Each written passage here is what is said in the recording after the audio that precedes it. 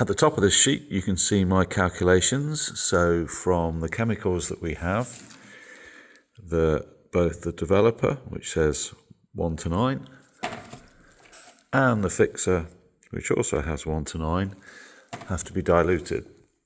So if we say 1 plus 9 equals 10, the syringes, so they go up to 20 mil, so I'm assuming I need to put 20 mil in the Pinsta. So we take 20 mil, divide it by 10, gives 2, quite obvious, it's a nice round number. So that means I need 2 millilitres of the chemical and then add 18 millilitres of water to make it correct. So for colour coding of the syringes, I've worked backwards on red to me is stop. So I've said, well, my fixer will be stop, so I put a red dot on there. I've said water, we tend to think of blue as water, so that's left green for developer for me. So I need to mix those up. Okay, back. I now have the lid opened up enough, I think. So I've got green I'm going to use for my developer, and I want to put 2 millilitres in there, which is going to be quite an achievement, but we'll see. 2 millilitres.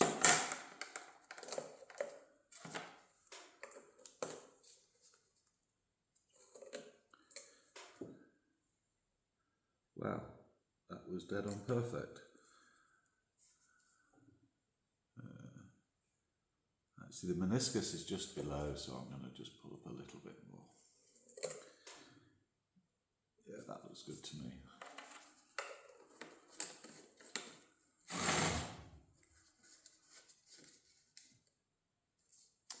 So, developer out of the way. I am going to just take the edge of that off. So now I've got 2 millilitres in there. I need to take that up to 20 millilitres. Pull it up.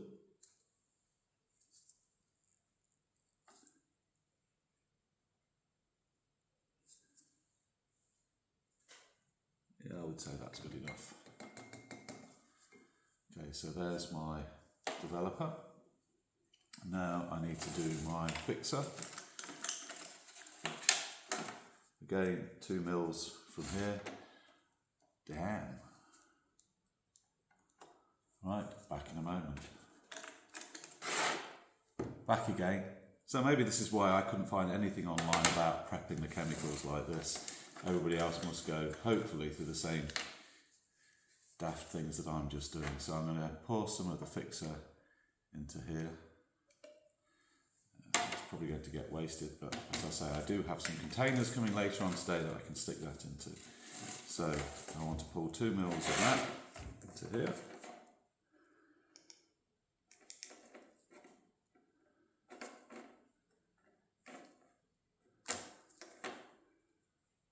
Right, that's struggling.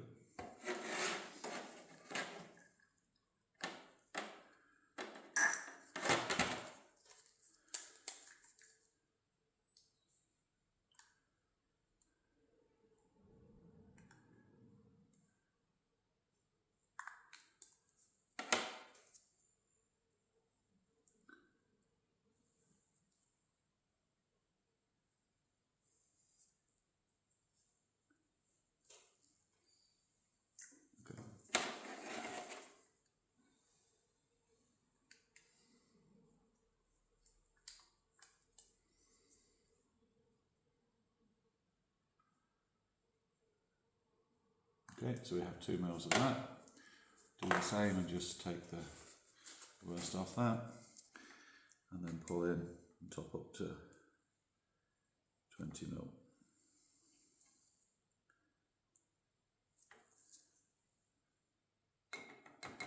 So we should be good. And then finally, I need water for the wash at the end.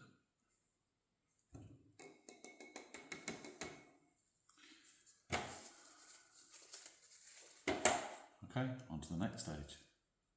So here's my darkroom bag from Pinsta. This is the bit that I'm not looking forward to at all. So I've got my direct positive paper. I also have some normal paper, 8x10 arriving later today. I'm going to start with the direct positive paper. Still sealed. And this is the bit I'm more worried about than anything else, because I don't know if there's a bag in there. I'm assuming it's in a bag, but I don't want to work on the assumption. So I'm going to try and break that seal and then open up inside the bag and check if we've got another bag inside the box or if it's just directly in the box. Back in a mo.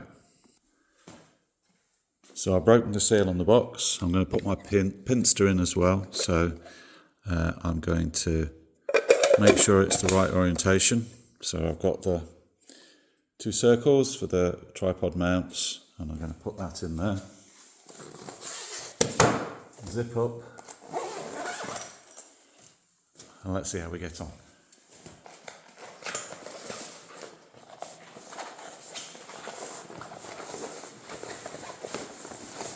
Okay, so there's my Pinsta. There's my box of paper. Let's see if I can open the box. I've broken the seal. I think I've broken the seal. Yeah, there we go. Okay, so that feels like some instructions in there. And then yes, it's in a bag. Interesting. So what I'm going to do is put the paper back in the bag. This would be great if this was online and someone actually told you that it was like this. I'm going to bring the instructions out. So the instructions. Blah, blah, blah, blah, safe handling, blah, blah. Right. I'm hoping that that bag is just folded over. They can't expect you to open that bag up by breaking a seal, can they? Okay.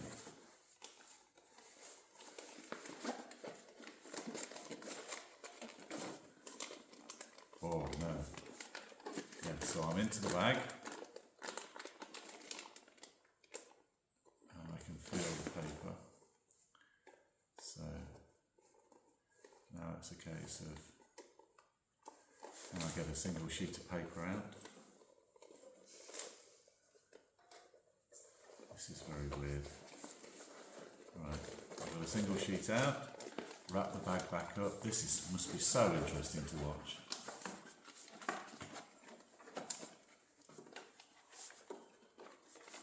I have ordered a darkroom light as well, which I'm going to try out later on today, but I'm just too eager to do it. Right, tacky side.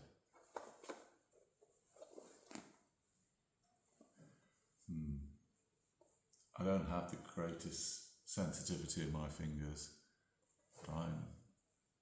One side feels smooth and one side feels slightly tacky, so I'm going to assume it's the tacky side is correct. Right, so that into the Pinsta, right down, put the lid back on, make sure I've got the cutouts correct, feels like it. So that's the Pinsta sealed, and then that's the box of paper sealed.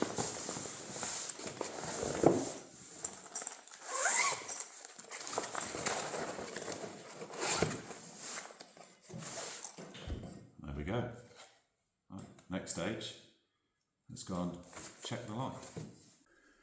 So I have the benefit of having a light meter, so I've just measured outside f22 and ISO 3, which the paper is a range of 1 to 3, and this will only go down to ISO 3.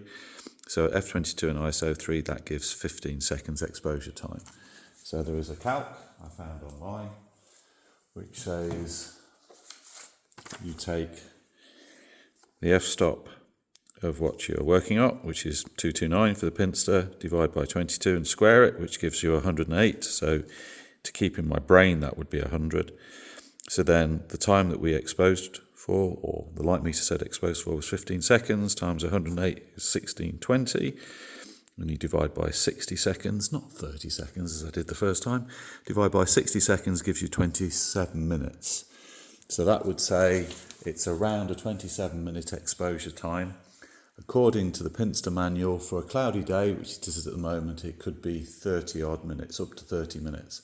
I actually feel like it should be a bit longer than that, but for my very first exposure, I'll do everything scientifically and stick to 27 minutes. So let's go outside and have a go.